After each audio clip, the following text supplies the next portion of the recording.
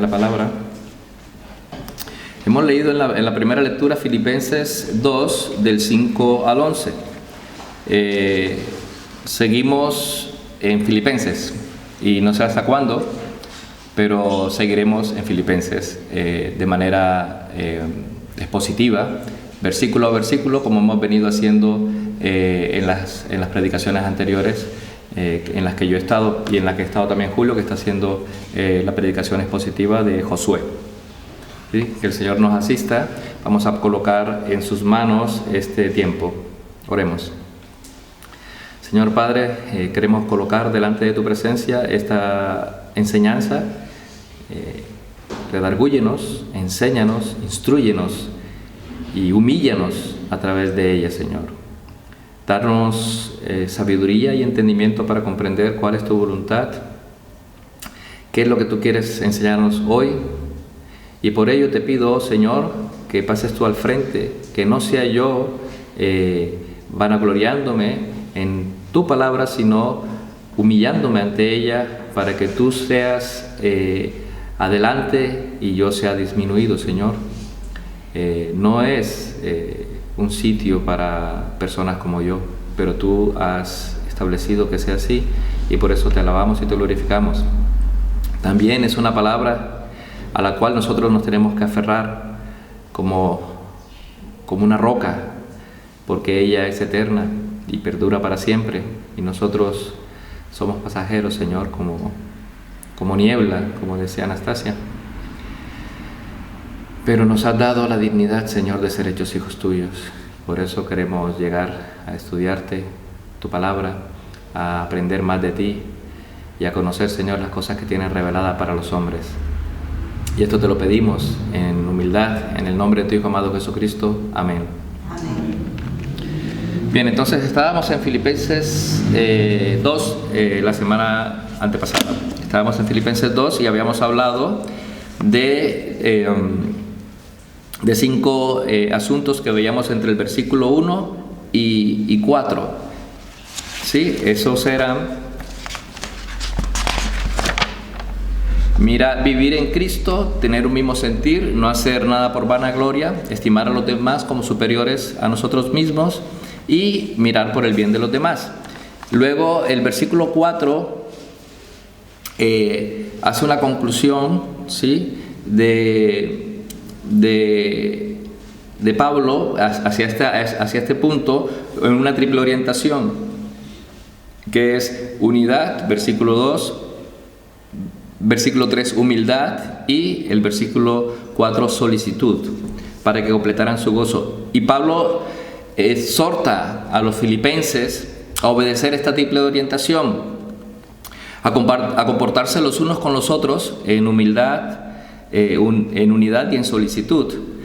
Pero para que Pablo pudiese darle a entender a los filipenses esto, tenía que dar un ejemplo. Y el ejemplo que Pablo da es Cristo mismo. Y dice así el versículo 5. Vamos a estar siempre en el texto del 5 al 11. Vamos a empezar el versículo 5. Dice así: haya pues en vosotros este sentir que hubo también en Cristo Jesús. Así que el apóstol Pablo viene y nos da un imperativo, porque la palabra haya en vosotros, este sentir, cuando dice haya, es un verbo. Estaba analizando ayer el texto en el idioma original, y es un verbo en presente. En español también es un verbo presente en imperativo activo. Es un imperativo, es una orden, en otras palabras. ¿Sí? Haya, tengan ustedes este sentir que hubo en Cristo Jesús. Entonces, ¿cuál es el sentir que hubo en Cristo Jesús? Aquí el apóstol Pablo empieza a desgranar, a explicar este sentido. Entonces vamos a ver aquí. El versículo 5 es el versículo clave, no solamente de este segundo capítulo, sino de toda la epístola. ¿Sí? Aquí Pablo quiere imprimirle a estos filipenses en su corazón que imiten a Cristo. Por eso le dice: haya en vosotros el sentir que hubo en Cristo. O sea, y que ustedes imiten lo que Cristo hizo. Entonces, lo que está diciendo es, imiten, dirijan su mente, ¿sí? Dirijan su mente, busquen, ¿sí? Busquen el sentir que hubo en Cristo Jesús. No les está dando una opción, les está diciendo, busquen el sentir que hubo en Cristo Jesús, el cual siendo en forma de Dios, no estimó el ser igual a Dios como forma a que aferrarse, versículo 6. Entonces, el sentir que hubo en Cristo Jesús, ¿cuál era el sentir? Un sentir de humildad, de obediencia y disposición. Esto no es nuevo para nosotros como cristianos. Cristo Jesús, ya del profeta Zacarías, decía que he aquí tu rey vendrá a ti justo, salvador y humilde, y cabalgando sobre un asno, un pollino hijo de asna. En Isaías 53 nos hablan de la humildad de Cristo, el siervo sufriente de Dios, ¿no? ¿Qué dice? ¿Qué dice Isaías 53? Cuando dice, varón de dolores, experimentado en quebranto, humilde, como oveja delante de sus trasquiladores, no abrió su boca, cayó. Entonces no es nada raro que Pablo nos llame a nosotros a ser humildes como Cristo, porque como vimos desde el versículo 1 al versículo 4 del capítulo 2, nosotros como cristianos tenemos las características para llegar a ser imitadores de Cristo. Y tenemos esas características precisamente porque tenemos el Espíritu Santo.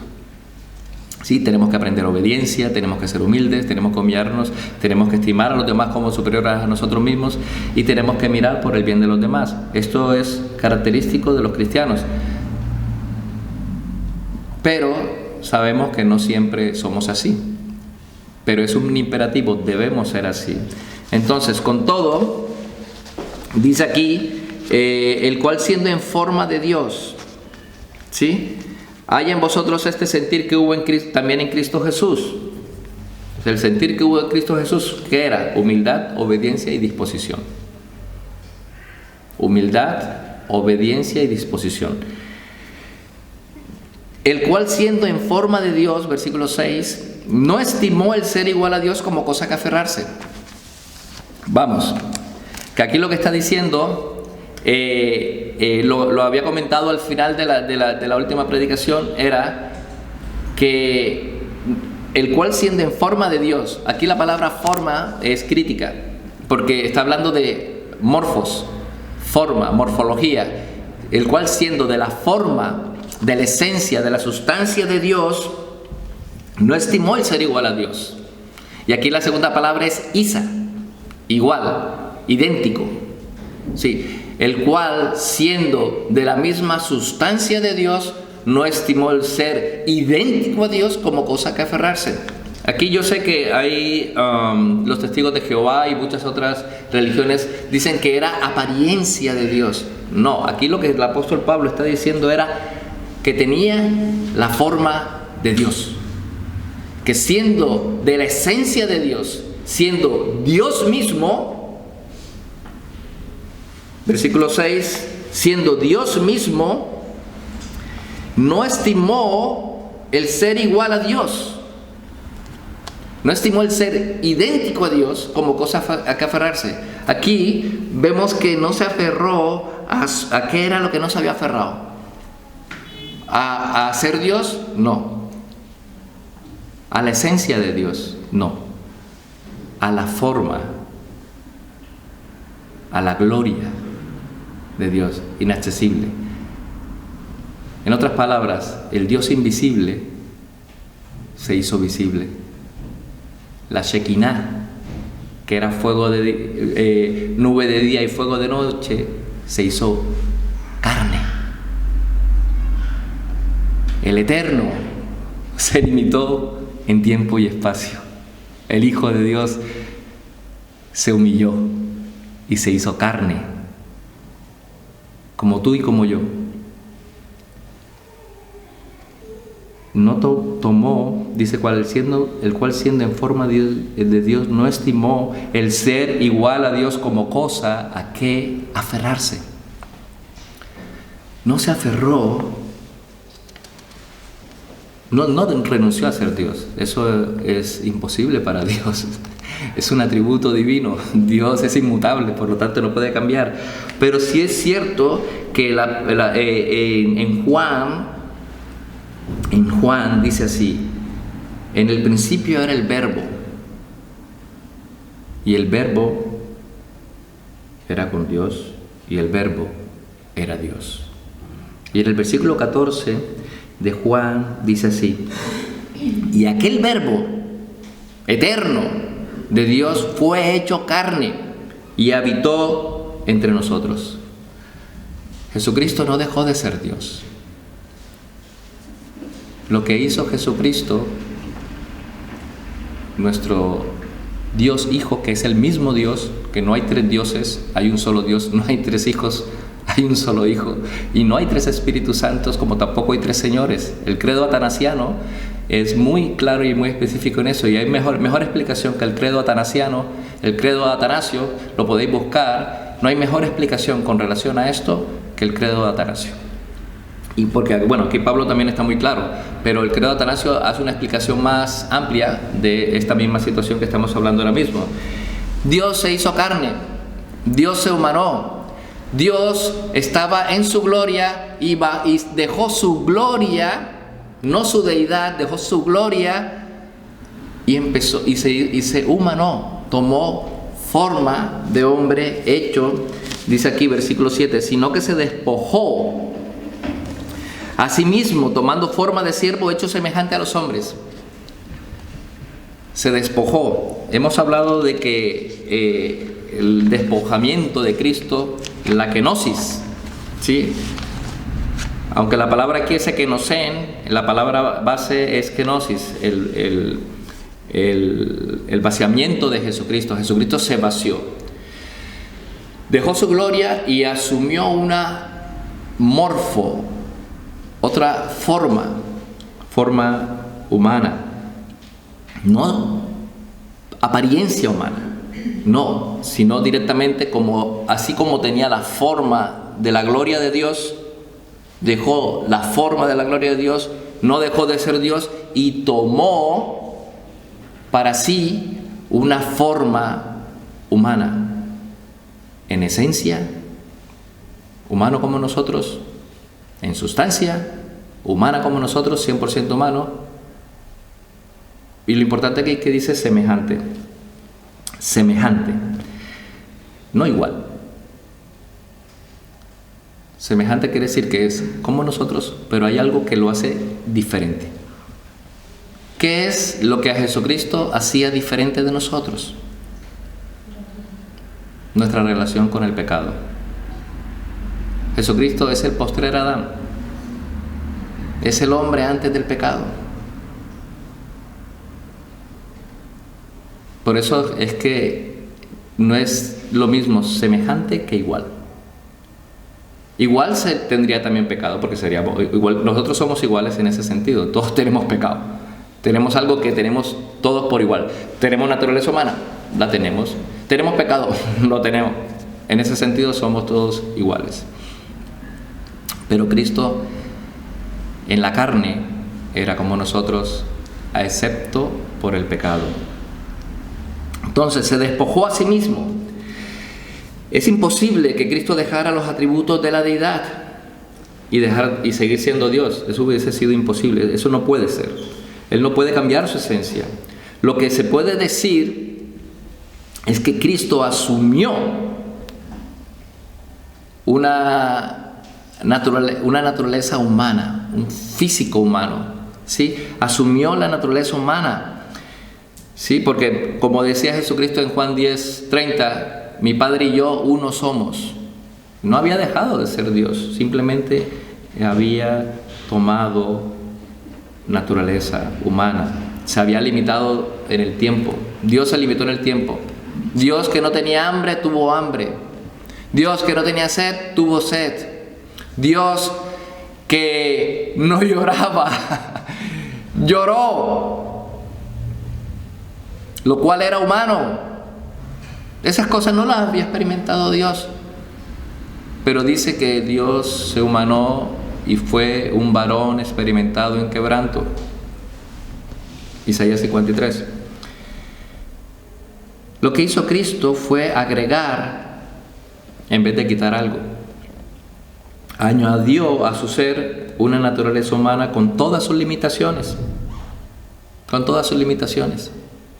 Por eso muchas veces veis en la Biblia que siendo hombre, como hombre, estaba durmiendo en la barca cuando él, como hombre, dormía en la barca tranquilo, como Dios detuvo la tempestad. Eso no lo puede hacer ningún ser humano. Jesucristo sí lo pudo hacer porque él, además de ser 100% humano, también era 100% Dios y detuvo el viento. ¿Y sabéis qué es lo más sorprendente? Que los discípulos se asustaron más por lo que hizo Jesucristo que por la tempestad que decía: Señor, ayúdanos que morimos. Imaginaos, ellos estaban temerosos. Señor, ayúdanos que morimos. Y cuando él dice, calma, cayó el viento y hubo una gran abundancia, ellos se sorprendieron de tal manera que vieron que este hombre que estaba durmiendo hace un momento en la barca igual que ellos, este hombre era Dios hecho carne. Por eso nosotros tenemos que entender la humillación de Cristo, empezando primero por entender quién era Cristo antes de su encarnación. Si no, no lo vamos a comprender jamás. Cristo era el Dios eterno. Por toda la eternidad pasada y hacia toda la eternidad futura seguirá siendo Dios. El que creó los cielos y la tierra, el que te hizo a ti y que me hizo a mí. Hay que entender a Cristo, hay que entender la humillación de Cristo, conociendo quién era Cristo antes de su encarnación. Si no, no vamos a tener, como se dice, un plano completo de su humillación. Se despojó de su naturaleza, de su forma de gloria divina. Por eso en Juan 17 dice: Señor, ahora he hecho todo lo que tú me has dicho. Ahora recíbeme arriba con la gloria que tenía contigo antes de que el mundo fuese. La gloria que había abandonado por pecadores como nosotros. ¿Qué necesidad tenía Dios de humillarse de esa manera? ¿Por quién? ¿Por personas como nosotros? ¿Qué hay en nosotros que valga la pena? Y sin embargo Dios se humanó, se humilló, tomó la forma de nosotros, vivió una vida perfecta por amor a nosotros. Y fue crucificado por amor a nosotros. ¿Qué necesidad tenía Dios? ¿Qué necesidad tenía Dios de esto? Ninguna. ¿Cómo Dios decir, acabo esta creación y me hago otra creación nueva y ya está? Punto. Podía hacerlo, es Dios, pero no lo hizo. Tomó forma de siervo. Se hizo semejantes a los hombres. No idénticos, semejante. Charles Ryrie, en su teología bíblica, dice, aclara el término semejante, indica dos cosas. Primero, que en Cristo en realidad era como los hombres, y segundo, que era diferente de los hombres. Diferente porque fue impecable, o sea, no pecó, como dice Romanos 8:3, no había pecado en Jesús. Jesús tenía la condición de hombre en lo que se refiere a lo externo, acciones, vestidos, modales y todo lo que se ve. Esta humillación, esta humanidad lo sometió a pruebas, a limitaciones, limitaciones que no tenía cuando estaba en la gloria. Pero cuando la situación lo demandaba, ejercía sus atributos divinos, ¿no? Multiplicó el pan, caminó sobre las aguas, calmó la tempestad.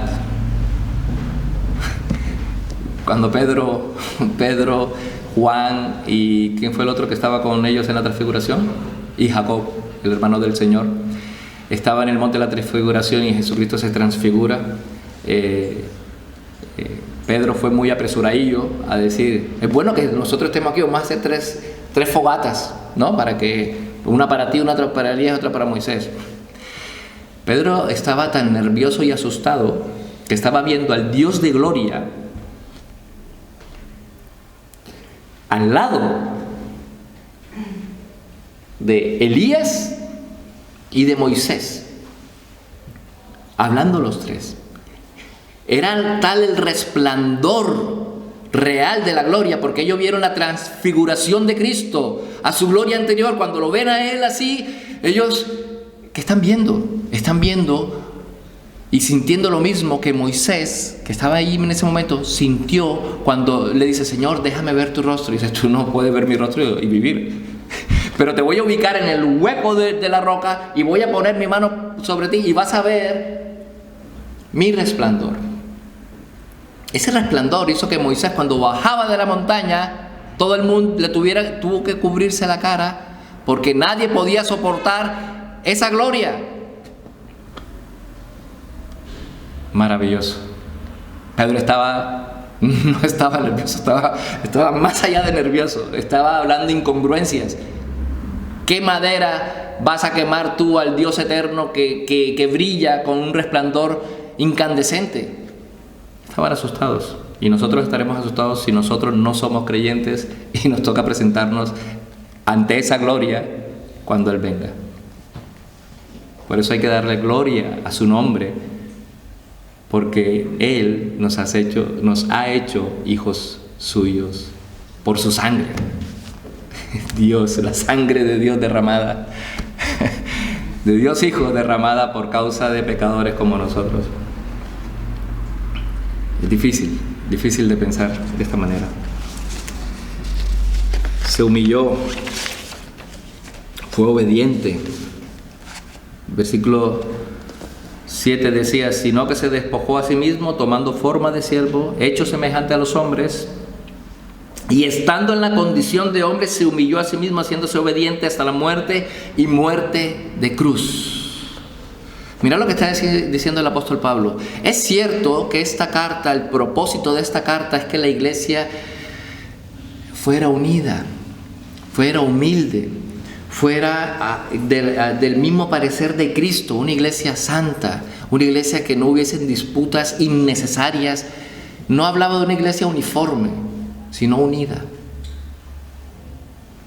Todos nosotros somos diferentes, venimos de diferentes contextos culturales, venimos de diferentes contextos familiares, ¿sí? Culturales, familiares y personales. Todos tenemos algo muy diferente los unos de los otros. Pero Pablo les estaba enseñando a los filipenses que el sentir de la iglesia, de nosotros, tiene que ser exactamente el sentir de Cristo. Para que nosotros tengamos el mismo sentir, tenemos que sentir lo que sintió Cristo. El sentir de Cristo es que nosotros debemos ser humildes. Debemos humillarnos. Y el Señor nos exaltará. Si nos humillamos, si nos tenemos como superiores, inferiores a los demás, entonces podremos llegar a exaltar a Dios a través de nuestra humildad. Podemos tener unidad. Podemos estar unánimes juntos, como dice Filipenses 1. Fue obediente, se humilló a sí mismo, Ya hemos hablado de que se había humillado, se había despojado de su naturaleza, de su esencia. Sí, Cristo como hombre se humilló a sí mismo, permitiendo que los demás hombres se burlaran de él.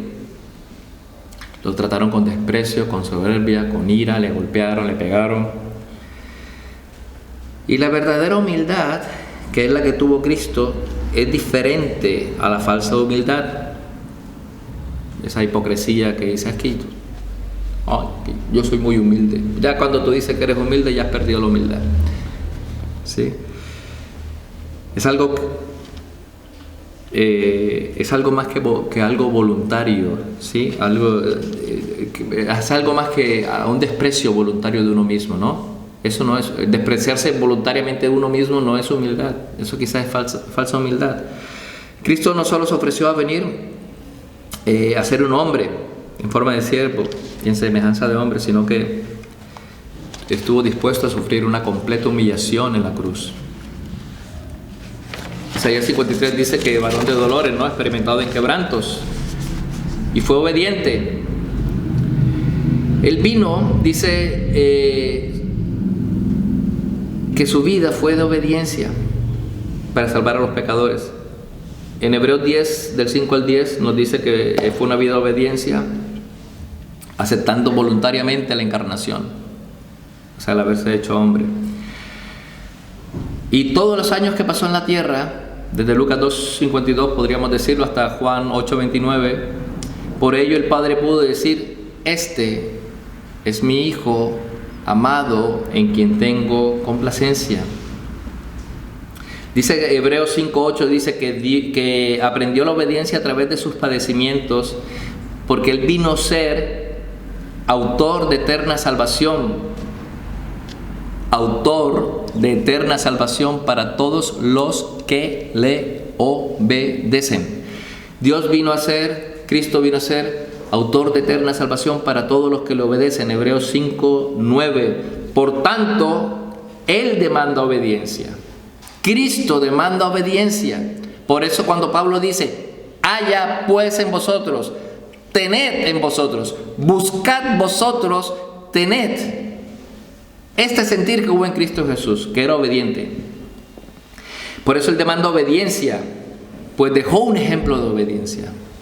Y nosotros, si somos cristianos, si somos seguidores de Cristo, tenemos que hacer lo que Cristo hizo: obedecer a nuestro Dios, ser humildes. Él marcó el camino de la salvación, y el hombre tiene que obedecer como Él obedeció. Su obediencia hace posible nuestra salvación. Si Cristo no hubiese obedecido, nosotros seríamos los más miserables del mundo. Comamos y bebamos, que mañana moriremos. Si no hay salvación, ¿de qué nos sirve estar aquí? Pero la hay, porque Cristo resucitó. Entonces, hasta la muerte, su obediencia es hasta la muerte, a través de su pasión, o sea, sufrimiento. Vemos de Mateo 26 hasta el 67, del 50 al 67, el sufrimiento de Cristo. Veamos a ver. Llegó ante el Sanedrín, ¿no? Ante los principales sacerdotes. Los ancianos y todo el concilio lo acusaron formalmente. Este es reo de muerte, este es pecador, este es malo. Bueno, le hicieron de todo, ¿no? Le escupieron el rostro, le dieron puñetazo y lo bofetearon. Los soldados después vinieron y continuaron con la tortura, ¿sí? ¿Qué le hicieron los soldados? Le desnudaron, le cubrieron con un manto escarlata, le pusieron en su cabeza una corona de espinas, lo escarnecieron, lo ultrajaron, le escupieron, le golpearon el rostro y también decía: si eres el Hijo de Dios, ¿quién te golpeó? ¿No? O sea, una humillación. Estás tú en la fila y de pronto alguien te da una yoya, un sopapo, como dicen por aquí. Te dan un sopapo y tú volteas a ver que... No, ¿quién te pegó? Él fue humilde, porque Él tranquilamente ha podido decir: mueran. De hecho, ha podido decir: desaparezcan, y hubiese desaparecido, hubiese sido maravilloso. Pero Él vino a obedecer un propósito eterno que había establecido desde antes de la fundación del mundo. y hasta la muerte y muerte de cruz. Una ignominia, una muerte que describen como algo detestable, una anatema. Pero esa era la manera como Cristo tenía que morir, porque vino a cumplir la ley y los profetas. Vino a cumplir todas las profecías y las cumplió. Todas y cada una de ellas fueron cumplidas en Cristo Jesús. Versículo 9. Y estando en la condición 8, y estando en la condición de hombre, se humilló a sí mismo, haciéndose obediente hasta la muerte y muerte de cruz. Versículo 9. Por lo cual, aquí nos está diciendo el apóstol, por lo cual, sabéis que nosotros en cualquier idioma hablamos, ¿no? Y nos damos a entender precisamente por la manera como hablamos, ¿no? Coma, punto, expresiones y el significado de las palabras, ¿no? Si no, no nos podríamos entender los unos a los otros. Aquí dice, por lo cual Dios le exaltó hasta lo sumo y le dio un nombre que es sobre todo nombre. Por lo cual, porque se humilló, porque se despojó a sí mismo, porque fue obediente hasta la muerte y muerte de cruz, Dios también lo exaltó. La mayor humillación del mundo, de la historia de la humanidad, que Dios se humanó, lo llevó a la exaltación. Entonces recordamos que dice, el que se humilla, ¿será qué? El que se humille será exaltado. Tiene sentido. Tenemos un ejemplo de humillación. ¿Y Dios qué hizo? Le exaltó hasta lo sumo, a lo más alto, a la gloria que tenía con él antes de la fundación del mundo. Y le dio un nombre que es sobre todo nombre. ¿Cuál es ese nombre? Hemos leído al principio del culto Isaías 45. Pero antes de seguir ahí, vamos a quedarnos un segundito en Dios le exaltó hasta lo sumo. Dios le dio, cumplió su palabra al pie de la letra. El que se enaltece será humillado y el que se humilla será enaltecido. El Señor se humilló a sí mismo, ¿sí? Voluntariamente. No fue obligado a humillarse, se humilló voluntariamente. Y Dios lo exaltó hasta lo sumo. Aquel Cristo que fue traicionado, despreciado, negado, blasfemado, azotado, escarnecido y crucificado, es ahora el Señor exaltado. Es como en las películas, ¡ay, pobrecito! Y de pronto sale triunfante. Yo me acuerdo de las novelas mexicanas, ¿no? Que la pobre muchacha del servicio, pobrecita, humillada por la familia de donde trabajaba, resulta que era la heredera de todo. Esas novelas siempre tienen algo que aprender uno, ¿no? Este que fue humillado, golpeado, azotado, crucificado, maltratado, escupido, abofeteado, muerto en una cruz de una forma vil, era el dueño de todo. No solo era el dueño de todo, era el creador de todo. El creador tuyo, el creador mío. Nosotros mismos crucificamos a Cristo. No fueron los romanos, no fueron los judíos, no fue Poncio. No. Nosotros somos culpables de su crucifixión. Por lo tanto, y por causa de la promesa y por causa de su obediencia, ahora es el Señor exaltado. Por eso Juan en Apocalipsis dice: digno eres de tomar el libro y de abrir sus sellos, porque tú fuiste inmolado y con tu sangre nos has redimido para Dios de todo linaje y lengua y pueblo y nación. El Cordero que es digno, sea la alabanza El cordero que fue inmolado es digno de tomar el poder, la riqueza, la sabiduría, la honra, la gloria y la alabanza. Y luego dice, al cordero sea la alabanza, la honra, la gloria y el poder por los siglos de los siglos. Aquel Dios, aquel Jesús, siervo sufriente, Dios le exaltó hasta lo sumo, y por eso es digno de toda alabanza, toda honra, toda gloria. Los líderes religiosos del mundo, Buda, Mahoma, todos están muertos y están en sus sepulcros, pero la tumba del Señor Jesús está vacía. Amén. Eso nos muestra el poder sobre la muerte, su victoria sobre la muerte y sobre el pecado. Nosotros, no como decía el apóstol Pablo, si no hay resurrección, somos dignos de lástima. Pero nosotros no somos dignos de lástima. Nuestra fe, nuestra predicación no son vanas. No somos falsos testigos de Dios. Ya no estamos en nuestros pecados. Cristo ha resucitado. Amén. Por eso, porque resucitó, porque está sentado a la diestra de la majestad, es que nosotros no somos dignos de lástima. ¿Somos dignos de lástima? Si Cristo resucitó, nos ha dado la vida eterna, ¿qué más da? ¿De qué nos podemos preocupar? Si Dios es con nosotros, ¿quién contra nosotros? Amén. El Señor Jesús retornó a la gloria que tenía antes de hacerse hombre, de su encarnación. Después de haber experimentado la gloria del triunfo sobre el pecado, sufrimiento y muerte, pudo regresar a la diestra del Padre después de haber cumplido las demandas que Dios exigía, que había sido ofendido por el hombre,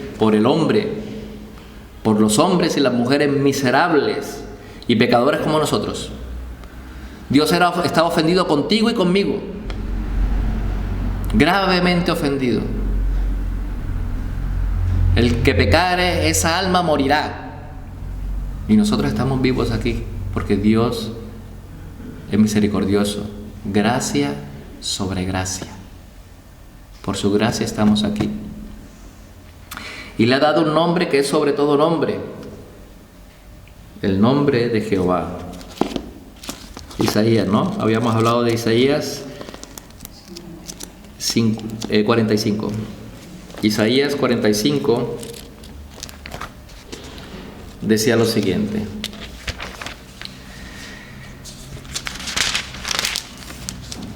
(23) Por mí mismo hice juramento, de mi boca salió palabra en justicia y no será revocada, que a mí, a Jehová, se doblará toda rodilla y jurará toda lengua, y se dirá de mí, ciertamente en Jehová está la justicia y la fuerza, a él vendrán todos los que contra él se enardecen y serán avergonzados.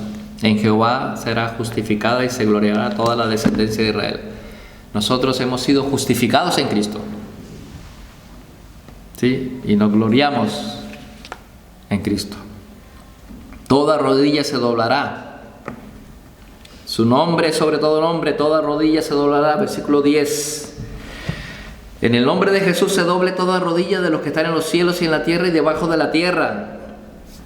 A ver, nosotros ahora, como creyentes de Dios, como siervos de Cristo, doblamos nuestras rodillas, nos humillamos delante de Dios, muchas veces a regañadientes, muchas veces se nos olvida, pero doblamos y anhelamos alabar y glorificar a Dios, humillarnos delante de este glorioso Dios. Pero en aquel tiempo, cuando el Señor venga en poder y gloria, aquellos que no se han querido doblar sus rodillas ahora, que no se han querido humillar ahora, se van a humillar, van a doblar sus rodillas, van a rechinar sus dientes, pero van a decir una cosa que decimos nosotros ahora con gozo. Nosotros lo decimos con gozo. Ellos lo dirán a regañadientes y con la cabeza abajo. ¿Sabes qué van a decir ellos? Aquellos que niegan al Cristo. Jesucristo es el Señor. Jesucristo es el Señor. Nosotros nos gozamos ahora porque decimos y sabemos que Cristo es el Señor. Pero ellos, aquellos que nieguen al Señor, ese día le honrarán. Ese día se van a arrodillar, se van a poner a sus pies y van a decir: Jesucristo es el Señor.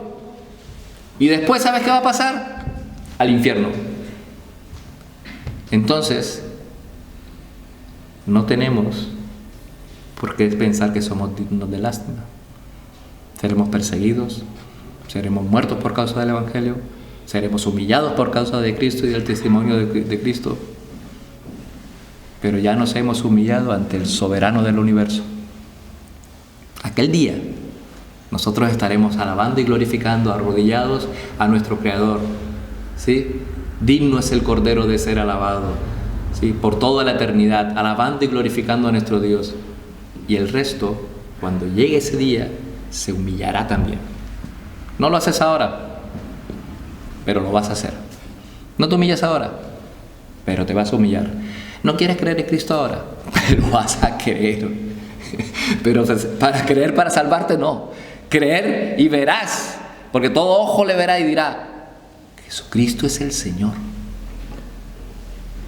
Así que nosotros, los que nos humillemos ante el Señor, seremos exaltados junto con Él en gloria.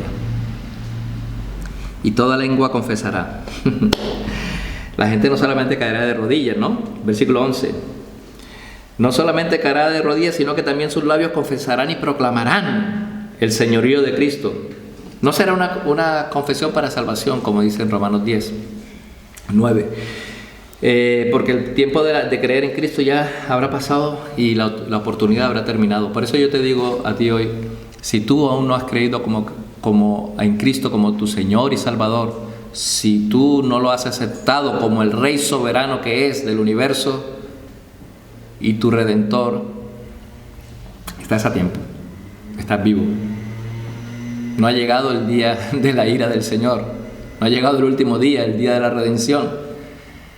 Estás a tiempo de humillarte ante este magnífico y soberano Dios. Dice en Hebreos dice: no endurezcáis vuestros corazones. Si no se le responde voluntariamente hoy, se tendrá que hacer con un corazón endurecido y de forma obligatoria. Recordad, Jesucristo es el Señor, para la gloria de Dios Padre. Vamos a concluir. Hermanos, que haya en vosotros este sentir que hubo en Cristo. Que haya una consolación en Cristo, como dice el versículo 2, un consuelo de amor, una comunión del Espíritu, un corazón compasivo y una actitud de misericordia, para que como iglesia, como la iglesia del Arenal, tengamos un mismo sentir en Cristo. Tengamos nuestra mente puesta en Cristo.